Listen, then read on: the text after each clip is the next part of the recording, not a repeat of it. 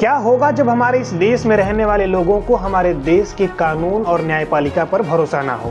वो लोग जिन्हें दुनिया हरा देती है, जो जीते तो हैं पर हर वक्त समाज के डर से जीते हैं कि कैसे ये समाज उनके दिलों दिमागों पर छाया रहता है और हर वक्त चिल्ला चिल्ला कर चीख कर उन्हें बताता है कि तुम गुनहगार हो।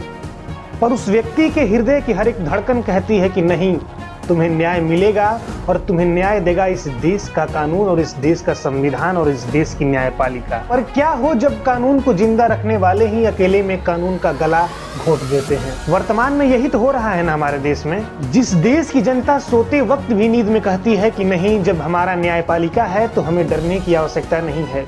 पर इस बात में अब वो बात नहीं रही जो बात हुआ करती थी। माफ कीजिएगा यदि आपको सच्चाई सुनने की आदत नहीं है तो हमारे आप इस वीडियो को छोड़ सकते हैं, बट रियलिटी इज रियलिटी। जिस प्रकार दिन में आंख बंद कर लेने से अंधेरा नहीं हो जाता, ये बात जितना सच है कि दिन में सूर्य दिखाई देता है आसमान में, ये बात उतना ही रियलिटी है कि अगर हमारे देश में सबसे ज्यादा अगर कहीं करप्शन है वो है हमारे जुडिशियल सिस्टम में। हमारे देश को चलाने वाले 4 प्रमुख पिलर हैं हमारा कार्यपालिका, विधायिका, न्यायपालिका और सो कॉल्ड मीडिया, जिसके बारे में बिल्कुल बात नहीं करते हैं। कम टू द पॉइंट हम बात करते हैं जुडिशियल सिस्टम के बारे में। और बहुत दूर जाने की आपको आवश्यकता नहीं है, आपकी डिस्ट्रिक्ट कोर्ट में भी आप देख सकते हैं, जहां एक पेपर पर लिखने के लिए कि आप अपने पिता के पुत्र हैं ये प्रमाणित किया जाता है, आपको कम से कम 300 रुपए देने होंगे। जहां एक छोटा सा कोर्ट एफिडेविट बनाने के लिए कि नहीं आपका आधार कार्ड करेक्ट किया जाता है, ये त्रुटियां हैं उसमें, इसके लिए भी आपको 300 से 400 रुपए देने होते हैं।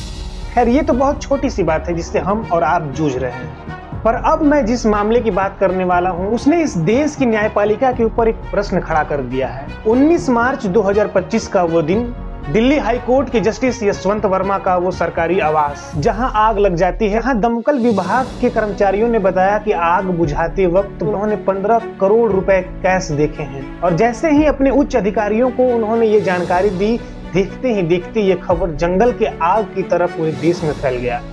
और सुप्रीम कोर्ट के कॉलेजियम ने तुरंत कार्रवाई करते हुए जस्टिस यशवंत वर्मा को इलाहाबाद हाई कोर्ट में भेज दिया, जिस पर टिप्पणी करते हुए इलाहाबाद हाई कोर्ट ने कहा कि हम भाई कोई कचरे के डिब्बा थोड़ी हैं। वही कुछ ही दिन बाद दिल्ली फायर सर्विस के प्रमुख अतुल गर्ग ने कहा कि हमें कोई कैश नहीं मिला था।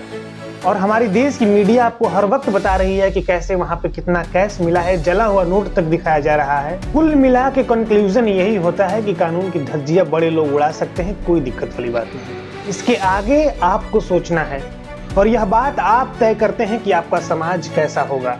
यदि थोड़ी सी भी हमारी वीडियो अगर आपको इन्फॉर्मेटिव लगी हो तो बस एक शेयर आपसे चाहेंगे। अगर आप एक बंदे को भी भेज सकते हैं तो हमारा बहुत ज़्यादा सपोर्ट होगा। और नेक्स्ट टॉपिक के लिए अपना ओपिनियन जरूर दीजिएगा। तब तक के लिए जय हिंद।